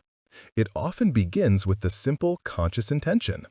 You can say to yourself, for the sake of my own peace, for the sake of my own health, I am willing to let this go. I am choosing to stop investing my energy here. You don't have to feel it at first. You just have to be willing. That willingness is the first step on a new neural path. The second, and perhaps more powerful tool, is narrative reframing. You cannot change the events of your past, but you have absolute power to change the story you tell yourself about them. The meaning you assign to those events is not fixed. It is a choice you are making in this very moment. Most of us, when we think about the painful parts of our past, tell ourselves a victim narrative. The story goes like this. This terrible thing was done to me. My trust was broken. My opportunity was stolen. My heart was shattered. And because of that, my life has been diminished. I am weaker, more fearful, less capable of happiness because of what happened. In this story, you are the passive object. The power lies entirely with the external event or the other person. It is a story of powerlessness. Narrative reframing is the conscious act of rewriting that story. It is about shifting from being the victim of your story to being the hero of it. A hero narrative, or an empowered narrative, sounds very different. It does not deny the pain. It honors it, and then it finds the power within it. The hero narrative says, "This terrible thing happened. It was painful, and it was unfair. And because I went through it, I was forced to discover a strength I never knew I had. Because my trust was broken, I learned how to be more discerning and to value true loyalty. Because my heart was shattered, I learned how deep my capacity to feel really is, and I learned how to heal myself. This event did not break me. It forged me. The scar it left is a testament not to my weakness, but to the fact that I survived and became stronger, wiser, and more compassionate than I was before." Do you feel the difference? It is the difference between a story that drains your power and a story that creates it. Let's make this practical. I want you to choose one memory from your past that still has a hold on you. A grudge, a regret, a failure. Take out a piece of paper or open a new document. First, write down the victim narrative. Write the story of what was done to you. Don't hold back. Get all the pain, all the injustice, all the powerlessness down on the page. Now take a deep breath. You are going to become the author. You are going to reframe the narrative. Start a new page and answer these questions about the exact same event. What did I learn from this experience that I couldn't have learned any other way? What inner strength was I forced to develop in order to get through this? Resilience, courage, independence, compassion? How has this experience, in some way, made me a better, wiser, or more empathetic person today? How can I use the wisdom gained from this painful experience to help myself or others? This is the story where you are not the one to whom things happen, but the one who derives meaning and strength from what happens. This is not about lying to yourself or pretending it wasn't painful. It's about choosing to focus on the outcome of your survival, not just the pain of the wound. Every time you do this, you are walking a new neural path. You are actively rewiring your brain. You are taking the heaviest, most cluttered junk from your past and transforming it into a source of power. This is the ultimate act of emotional minimalism. It is not about forgetting your past. It is about refusing to allow your past to colonize your present. It's about taking the old, broken pieces and building something new, something beautiful, something that serves you. You are the librarian. You are the author. The power to write a new ending to an old story has been in your hands all along. Choose which book you will read today. Choose which story you will tell. Choose freedom. Now that we have begun to clear the clutter from the past, we can turn our full attention to the present. In the next chapter, we will learn the core philosophy of the emotional minimalist, the art of strategic indifference. We have journeyed through the cluttered landscapes of your mind. We have audited your worries, learned to master the pause, decluttered your social circles, detoxed your information diet, and begun the brave work of reframing your past. You have cleared an enormous amount of space. Now we arrive at the very heart of this philosophy. We arrive at the fundamental question that, once answered, will serve as the compass for the rest of your life. How do you learn, care deeply, passionately, and with your entire being about the few things that truly matter, and develop a peaceful, unshakable indifference to the thousands of things that do not? This is it. This is the master skill of the emotional minimalist. It is the art of strategic indifference. Let's be very clear about that word, indifference. It sounds cold. It sounds like apathy. But what we are talking about here is the polar opposite of apathy. Apathy is a flat line. It is the numb, gray exhaustion that comes from caring about too many things, from having your emotional bandwidth so utterly depleted that you have nothing left to feel for anything. Apathy is the end result of a life without emotional minimalism. Strategic indifference is not a flat line. It is a vibrant, dynamic landscape of sharp, intentional peaks and calm, quiet valleys. It is the conscious decision to pour your finite and precious emotional energy into the things that create meaning, joy, and value in your life. Those are the peaks. And to deliberately withhold that same energy from the things that do not. It is the ultimate expression of control and intention. Our default mode, the one dictated by our ancient biology and our modern society, is the opposite of this. It is a state of indiscriminate caring. Your amygdala, that overzealous security guard, treats every potential problem with the same level of urgency. A looming deadline, a stranger's rude comment, a political headline, a stain on your shirt, they all trigger the same internal alarm bell. The result is not a landscape of peaks and valleys, but a noisy, stressful, unending plateau of low-grade anxiety. You care a little bit about everything all the time, which leaves you with no energy to care a lot of anything. You are living in a state of emotional debt, constantly making tiny withdrawals from your energy account for things that provide zero return on your investment, leaving you perpetually overdrawn and exhausted. Strategic indifference is you taking over as the chief financial officer of your own mind. It's you creating a budget for your emotional energy. It's you deciding with fierce clarity where your most valuable asset will be invested and where it will not. This idea is not new. It is, in fact, an ancient wisdom, perfectly suited for our modern cluttered world. The ancient Stoic philosophers were the original masters of this art. They developed a powerful and practical operating system for the human mind designed to create a state of tranquility and resilience, regardless of external circumstances. And their entire philosophy rests on one profoundly simple, life-altering idea, often called the dichotomy of control. Here is the idea in its simplest form. Some things in the universe are within our control, and some things are not. That's it. That is the key that unlocks everything. What, according to the Stoics, is within your direct and immediate control? It's a very short list. Your thoughts, your judgments about events, your choices, your actions, the effort you put in, your response to what happens, in short, your inner world. And what is outside of your control? Everything else. A very, very long list. The weather, the economy, the traffic, how other people behave, what other people think of you, whether they like you or not, the outcome of your efforts, sickness, death, the past, the future. The Stoics argued that the vast majority of human suffering comes from a simple, tragic error.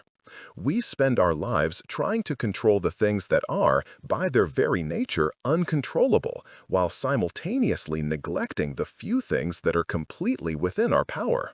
Think about it in terms of your own biology. When you invest your emotional energy in things you cannot control, worrying about what your boss thinks, fuming about the stock market, agonizing over a past mistake, what are you doing? You are sending your brain on an impossible mission. You are commanding your amygdala to neutralize a threat that you have no power over. The result is a continuous, useless flood of cortisol. It is the biological definition of wasted energy. It is banging your head against a wall and wondering why you have a headache. But when you shift your focus entirely to what you can control, your response to your boss, your strategy for managing your finances, the lesson you learn from your mistake, everything changes. You are no longer fighting an unwinnable battle. You are engaging your prefrontal cortex, the wise CEO of your brain. You are moving from a state of powerless reaction to a state of empowered action. You are working with your biology, not against it.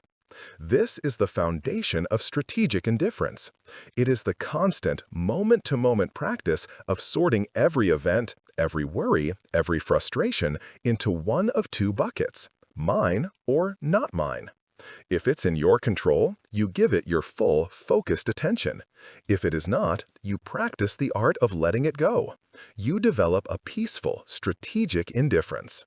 This sounds great in theory, but how do you practice this in the heat of the moment, when the traffic is gridlocked and you're late, or when a client sends a rude email? You need a practical, in-the-moment tool. I call it the "Will This Matter" filter. This filter is a simple, three-tiered question you can ask yourself whenever you feel that familiar surge of anger, frustration, or anxiety. It is a cognitive shortcut that yanks you out of the amygdala's short-sighted panic and engages the prefrontal cortex's capacity for perspective. Here's how it works. A trigger happens. You pause. You take your 3-second breath. And then you ask the first question. Will this matter in a day? Think about the sheer number of daily annoyances this one question simply evaporates. The person who cut you off on the highway, the barista who got your coffee order wrong, the Wi-Fi cutting out for 5 minutes, a slightly awkward moment in a conversation. When you project forward just 24 hours, you realize with breathtaking clarity that the emotional energy you are about to spend on this event has an expected value of 0. It will be gone, forgotten. It is not a worthy investment. So you let it go. You become strategically indifferent. Now, some things will pass that first filter. A difficult meeting at work or a minor disagreement with your partner might still feel significant at the end of the day. So, for those, you ask the second question. Will this matter in a week? This question provides a wider lens of perspective. That stressful meeting? By next Tuesday, it will likely be a distant memory, replaced by a dozen new challenges. That small argument? By next weekend, you and your partner will likely have reconnected and forgotten all about it. Asking this question allows you to downregulate your emotional response. You can deal with the situation without letting it consume you, because you recognize its temporary nature. You can see the expiration date on your own stress. Now, some things will pass that first filter. A difficult meeting at work or a minor disagreement with your partner might still feel significant at the end of the day. So, for those, you ask the second question: will this matter in a week? This question provides a wider lens of perspective. That stressful meeting? By next Tuesday, it will likely be a distant memory, replaced by a dozen new challenges. That small argument? By next weekend, you and your partner will likely have reconnected and forgotten all about it. Asking this question allows you to downregulate your emotional response. You can deal with the situation without letting it consume you, because you recognize its temporary nature. You can see the expiration date on your own stress. Finally, for the big things, the major setbacks, the deep hurts, the looming fears, you ask the ultimate question: will this matter in a year? This is the great filter of life. The vast, overwhelming majority of things that hijack our emotions and drain our bandwidth today will completely fail this test. That project at work that feels like the most important thing in the world right now, in a year, you might not even remember its name. That embarrassing thing you said at a party, in a year, no one, including you, will care. This question is not meant to invalidate your feelings in the moment. It is designed to give them the proper context. It helps you distinguish between turbulence and a plane crash. Most of life is just turbulence. The things that do pass the 1-year filter are the things that deserve your full, undivided attention. Your health, your core relationships, a major career decision, your character, your integrity. This filter doesn't make you care less. It ensures you care intensely and exclusively about what is truly important. It helps you define your circle of caring. I want you to picture a small, luminous circle drawn on the floor around you. Inside this circle are the 3 to 5 things that pass the 1-year test. These are the pillars of your life. For me, it might be my family's well-being, my own physical and mental health, and my life's work. For you, it might be creativity, community, and financial freedom. Only you can define what is in your circle. This circle is sacred ground. Inside it, you are not indifferent. You are the opposite. You are a fierce, passionate warrior. You pour your heart, your energy, and your focus into nourishing and protecting these things. Everything else, the opinions of strangers, daily news cycles, petty office politics, keeping up with the Joneses, minor inconveniences, exists outside that circle. And to everything outside that circle, you offer a calm, polite, and strategic indifference. It's not that these things don't exist. It's that you have made a conscious executive decision that they are not worthy of your limited emotional bandwidth. You see them, you acknowledge them, and you let them pass by without allowing them to enter your sacred space. This is the essence of living more by caring less. You care less about the infinite static outside your circle so that you can care more about the magnificent, life-giving music within it. This is a daily practice. It is a moment-by-moment choice to apply the dichotomy of control, to use the "will this matter" filter, and to protect the borders of your circle of caring. Every time you successfully let a trivial annoyance go, you are saving a small deposit of energy. Those deposits accumulate, building a vast reserve of emotional capital that you can then invest in the people and projects that give your life meaning. You are no longer a victim of 1,000 daily emotional paper cuts. You are the calm, focused architect of your own inner peace. Now that you have cleared the space and learned how to guard it, what will you do with all this newfound freedom and energy? In our next chapter, we will move from the art of decluttering to the joy of deliberate creation. We will begin to build your minimalist life by design. For the past 8 chapters, we have been on a mission of subtraction. We have been like skilled surgeons, carefully identifying and removing the toxic, the unnecessary, and the draining from your life. We've cleared out the clutter of your mind, your schedule, your relationships, and your past. You have created space. Precious, quiet, beautiful empty space. So, here is the most important question you will face on this entire journey. Now that your mind is clear, what truly deserves to be there? You have emptied the cluttered, chaotic garage of your mind. You've swept the floors, cleaned the windows, and let the light in. What will you park in this beautiful open space? This is not a passive question. It is an urgent one. Because nature, both internal and external, abhors a vacuum. If you do not consciously and deliberately choose what to fill that space with, the world will choose for you. Old habits will creep back in, the anxieties of others will find a new home in your clear mind. The junk mail of the internet will start to pile up in the corners again. Before you know it, you'll be right back where you started, wondering how the clutter got so bad again. Decluttering is not a one-time event. It is the beginning of a new way of living. All the work we have done so far has not been the end goal. It has been the preparation. We have been clearing the construction site. Now, today, we begin to build. We move from being the emotional janitor, constantly cleaning up messes, to becoming the emotional architect, designing a life of meaning and purpose from the ground up. For your entire life, you have likely been living in a state of reaction. A notification buzzes, and you react. A person asks for your time, and you react.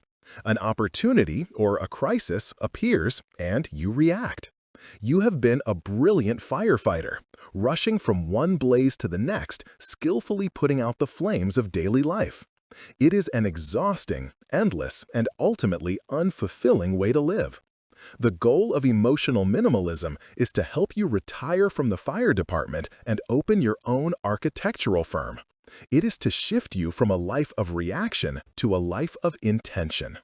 To do this, we need to shift the primary role of your prefrontal cortex. Up until now, we've been using it as your brain's great defensive tool. It's the wise CEO who steps in during the pause to override the amygdala's panic, to de-escalate a situation, to choose a calm response instead of a knee-jerk reaction. But its true power, its highest calling, is not defensive. It is creative. Your prefrontal cortex is the part of your brain that allows you to imagine a future that does not yet exist, and then execute a plan to make it a reality. It is the architect's office of your mind. But an architect cannot design a building without a blueprint. And a life lived by design requires its own kind of blueprint. It requires a clear, simple, and powerful decision-making framework to guide you. You need a compass. You need a North Star. This is where we move beyond simply filtering out the bad, and we start actively filtering for the good. To do this, you need to identify your core values. Now, the word values can sound a bit stuffy and abstract. So let's make it incredibly simple. Your values are not your goals. A goal is a destination. It's something you achieve and cross off a list, like run a marathon or get a promotion. Your values are your compass. They are the direction you choose to travel in every single day, regardless of the destination. Running a marathon is a goal. A commitment to health and discipline is a value. You can live by the value of health every single day, whether you are training for a race or not. Getting a promotion is a goal. A commitment to growth and contribution is a value. You can live by those values in any job, at any level. Your values are the secret source code of a fulfilling life. When your actions are aligned with your values, you feel a sense of integrity, purpose, and rightness. Life feels solid. When your actions are out of alignment with your values, you feel a sense of dis-ease, anxiety, and inner conflict. Life feels hollow. Most of the stress we feel is not from having too much to do. It's from spending our lives on things that, deep down, we know don't matter to us. The problem is, most of us have never consciously chosen our values. We've simply absorbed them from our parents, our culture, and the media.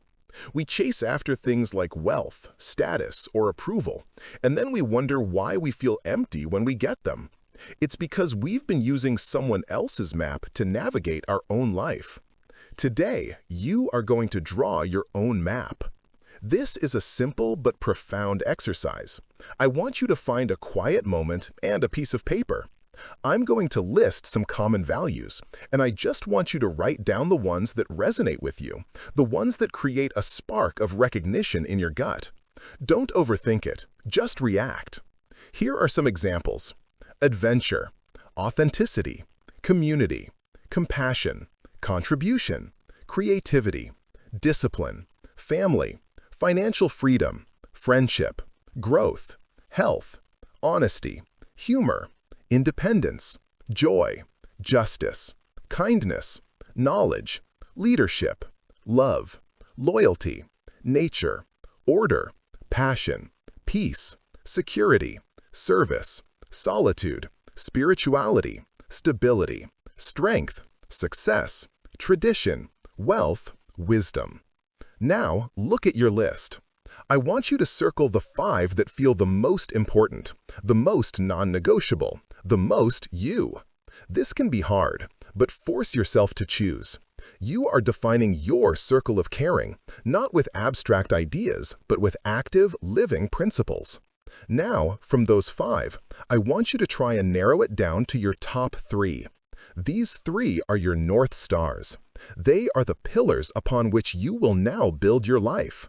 Let's say you chose health, creativity, and connection. Write them down on a small card. Put them on your bathroom mirror. Make them the wallpaper on your phone. These 3 words are no longer abstract concepts. They are now your value filter. From this moment forward, every decision you make, every opportunity you are offered, every time you are asked for your time or energy, you will pass it through this simple 3-part filter. An old friend invites you to a late-night party on a Tuesday.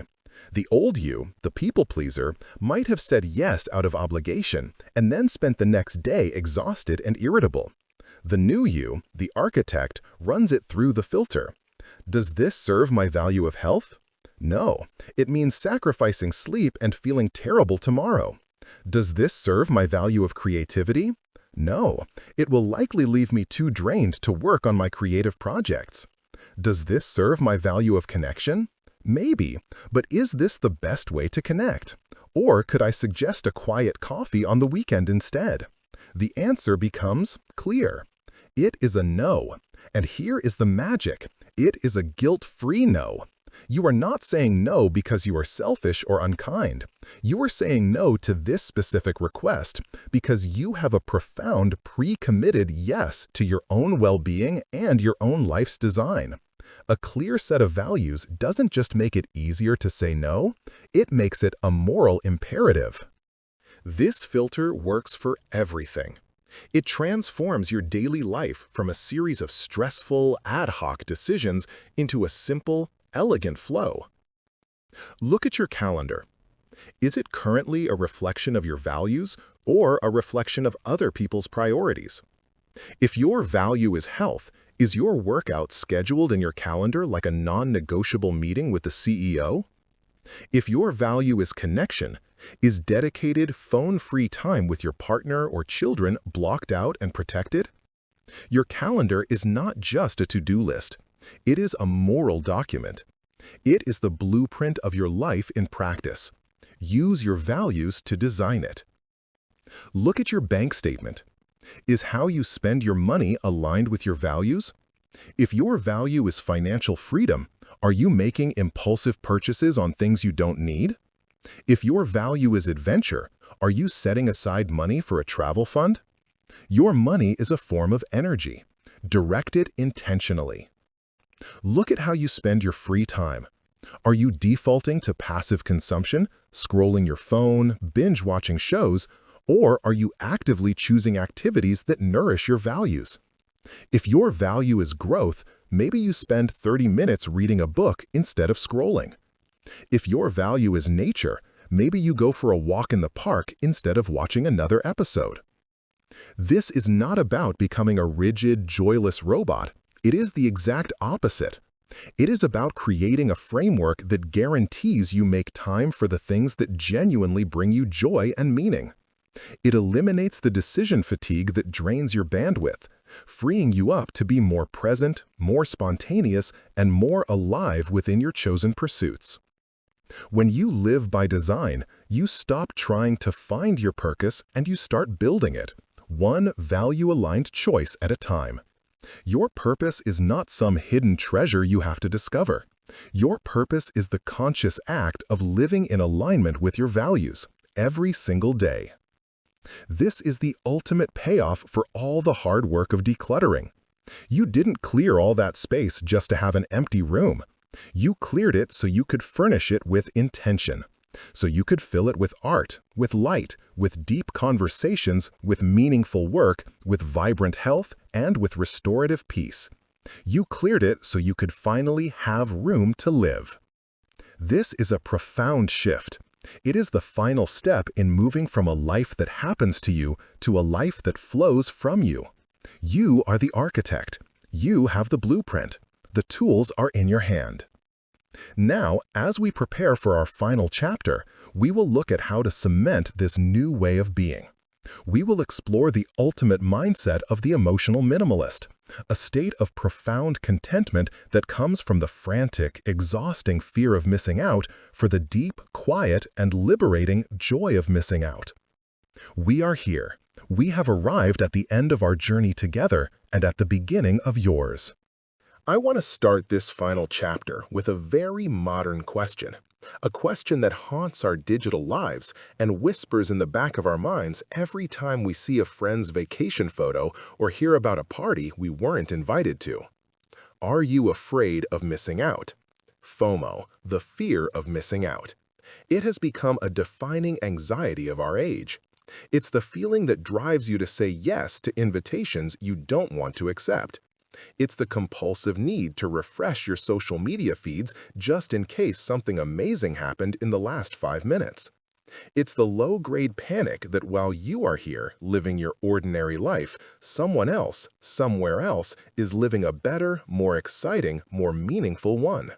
This fear is not a trivial hashtag. It is a deep and powerful echo of our most ancient survival programming. For our ancestors, being out of the loop, being excluded from the hunt, the gathering, or the social group was not a matter of social anxiety.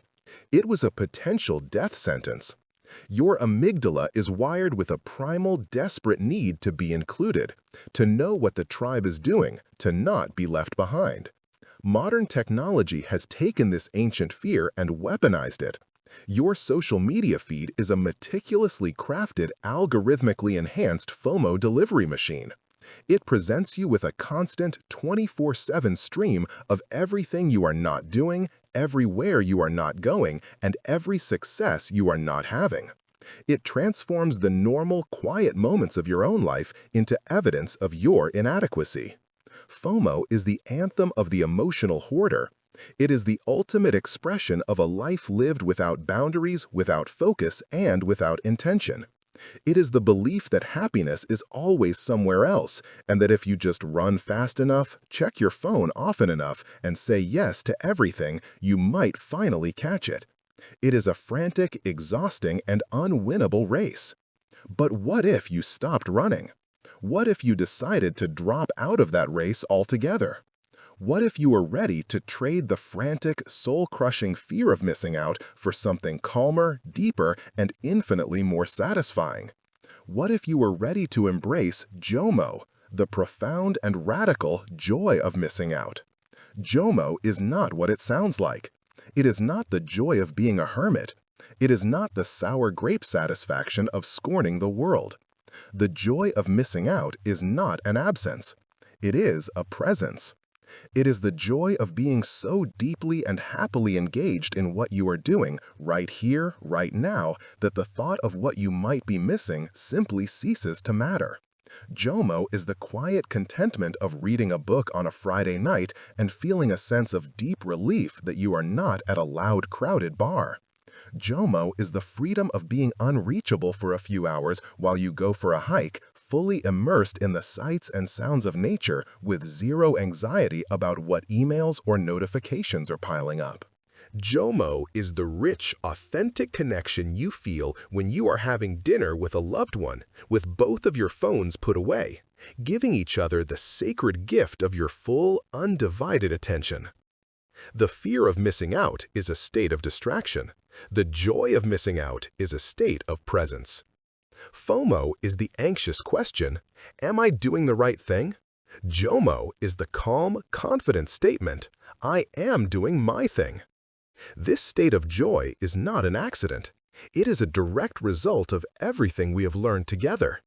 It is the natural feeling of a mind that is no longer cluttered. It is the peace that blossoms when you are living a life by design, guided by your own core values. When you know what is in your circle of caring, you feel joy, not fear, in missing out on the things that are outside of it. You are not missing out. You are opting in. You are opting in to your own life. Saying no to that party is JOMO, because you are saying a profound yes to your value of health and rest. Deleting your social media apps for the weekend is JOMO, because you are saying yes to your value of connection with your family. Ignoring the breaking news alerts is JOMO, because you are saying yes to protecting your own inner peace. JOMO is the ultimate prize of the emotional minimalist. It is the lived experience of a life where you have mastered the art of caring less and are finally fully living more. Let's take a moment and look back at the path we have walked. Think of the person you were when you first pressed play on this audiobook. We began this journey by acknowledging the emotional hoarder inside of you, the version of you weighed down by invisible luggage, running on a sliver of your potential bandwidth, a victim of chronic low-grade stress. Then we turned on the lights. We demystified the anxiety, revealing its biological roots in your ancient brain. You learned that your overactive amygdala, your life-saving negativity bias, and the constant drip of cortisol were not character flaws, but outdated software. You are not broken. You are simply human. With this new understanding, you took your first brave step, the emotional inventory. You saw, in stark black and white, the sheer volume of clutter you had been carrying, the secondhand stress, the hypothetical futures, the past ruminations. You created a map of your own mind. Armed with that map, you learned the single most powerful skill for taking back control, mastering the pause. With the simple, profound tool of the 3-second breath, you installed a circuit breaker in your own mind, creating a space between stimulus and response, the space where your freedom lives. From there, we expanded our focus outward. You learned the art of social minimalism, identifying the chargers and drains in your life, and learning to protect your precious energy with the compassionate strength of healthy boundaries. You became a gatekeeper, not a dumping ground. We then confronted the digital fire hose. You conducted an information detox, reclaiming your attention from the algorithms of outrage and the tyranny of notifications. You learned to curate your feeds, schedule your consumption, and create a digital life that serves you, not the other way around. We journeyed into the library of your past, and you discovered that you are not the victim of your history, but its author. Through the power of neuroplasticity and the tools of forgiveness and narrative reframing, you learned to put the old, painful books back on the shelf and write a new, more empowering story for yourself. You learned to drop the burning coal. Then we arrived at the heart of our philosophy, the art of strategic indifference. You learned the stoic dichotomy of control and the power of the "will this matter" filter, allowing you to define your sacred circle of caring. You stopped wasting your energy on the infinite static of the uncontrollable and began to invest it with fierce intention on the few things that truly matter. And finally, with all that beautiful, clear space you created, you became the architect. You identified your core values and began to build a life of intention, moving from a state of constant reaction to one of deliberate creation. You found your compass. This has been more than a collection of tips and tricks. This has been a complete evolution. You have learned how to shift from being a reactive puppet whose strings were pulled by ancient fears and modern distractions to being the calm, conscious architect of your own experience. You have learned how to move from a life ruled by the frantic whispers of your amygdala to a life guided by the wise counsel of your prefrontal cortex. This is not the end. This is the first day. The goal is not perfection. It is practice. There will be days when you forget to pause. There will be times when you get hijacked by an old trigger. There will be moments when you find yourself mindlessly scrolling or absorbing a friend's anxiety. You will fall back into old patterns. When this happens, I want you to do one thing. Do not judge yourself. Simply notice. And in that moment of noticing, smile. Because that moment of awareness is itself a victory. It is your higher self, your wise architect, tapping you on the shoulder and gently saying, "Hey, is this aligned with the life we are choosing to build?" Every time you notice, you have an opportunity to make a new choice, to take a 3-second breath, to ask, "Is this mine?" To filter it through your values. This is the practice. It is a dance, a moment-to-moment process of returning again and again to the quiet, powerful center you have built for yourself. You now possess the user's manual for your own mind. You understand the machinery. You have the tools. You have the blueprint. I want you to imagine your future. A future where your mind is no longer a chaotic, cluttered room, but a calm, open sanctuary. A future where you wake up feeling rested, with a clear sense of purpose. A future where you can be fully present with the people you love, offering them the best of your energy, not the exhausted leftovers. A future where you have the mental and emotional bandwidth to pursue your passions, to create, to learn, to grow. A future that feels lighter, clearer, more spacious, and more authentically yours. This is not a distant dream. This is the direct and inevitable result of putting these principles into practice. The art of caring less is not emptiness. It is not apathy. It is the art of making space. And the purpose of all of this, the entire reason we have taken this journey, is so that you can fill that beautiful, precious space with your life. Go and fill that